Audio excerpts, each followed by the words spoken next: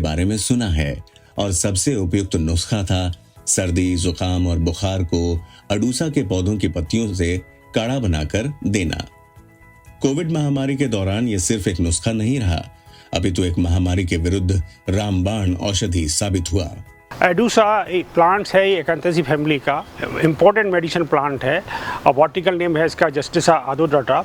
और इसके बेसिकली ये यूज़ होता है, इसकी लीव्स, फ्लावर और बार्क यूज़ होते हैं ब्रोंकाइटिस में, ब्रेथलेसनेस होती है या डेंटल इलनेस होती है, जैसे पायोरिया, उसमें काफ़ी फ़ायदेमंद होता है।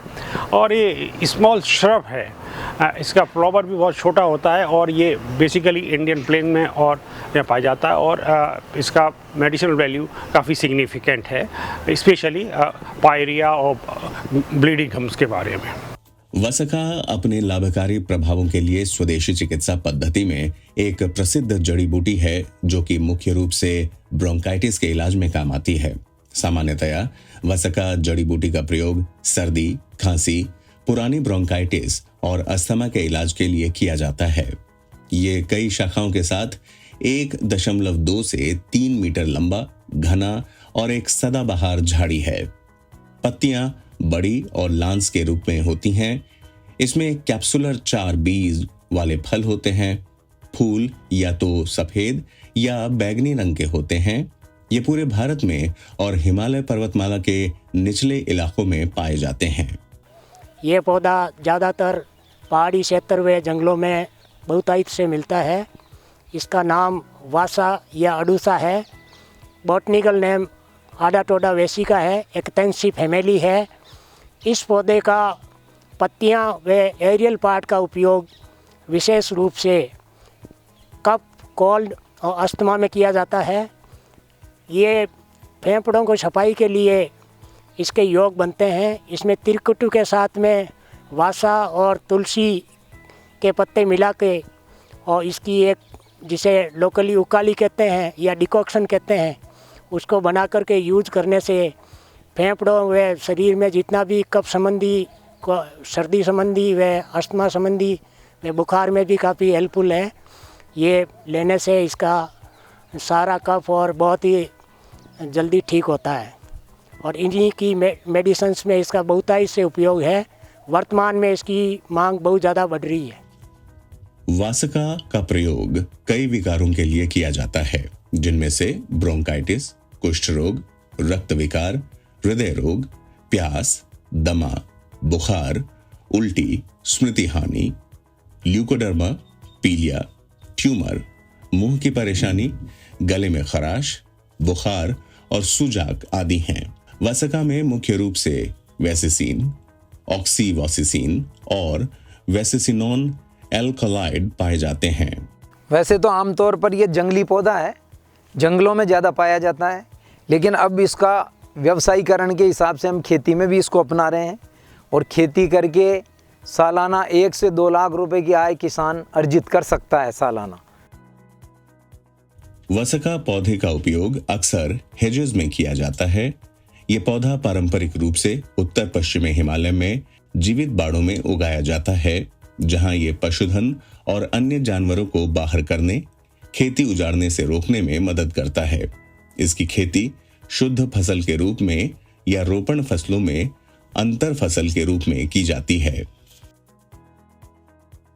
वैसे तो ये पौधा अच्छी जल निकासी वाली मिट्टी में स्थापित हो सकता है, लेकिन इसके लिए अच्छी जल निकासी और उच्च जैविक सामग्री वाली दोमट मिट्टी को अनुकूल माना जाता है।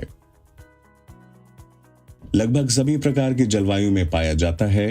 ये भारत में लगभग 2000 मीटर की ऊंचाई तक भागों में पाया जाता है। ये उच्च तापमान को सहन कर सकता है और काफी हद तक सूखे का सामना कर सकता है, लेकिन ठंड के प्रति संवेदनशील होता है। अडूसा ये एक बहुत मैजिकल ड्रग है, खासकर ये एक बहुत अच्छा एक्सपेक्टोरेंट है, जो खासकर कॉफ, कोल्ड, कंजेशन में बहुत अच्छा काम में लिया जाता है। सिरप्स में और कफ सिरप्स के अंदर काफ़ी यूज़ में आता है। ये जो हर्ब है ये ज़्यादातर अभी कल्टीवेट तो नहीं हो रही है, बट हाँ इसका कलेक्शन काफ़ी अच्छे अमाउंट में होता है और ज़्यादातर जो कंपनीज़ कोई सिरप बेस बनाती हैं या सिरप्स बनाती हैं, कफ सिरप्स बनाती हैं, वो इनको लेके इससे एक्सट्रैक्ट्स निकालती हैं।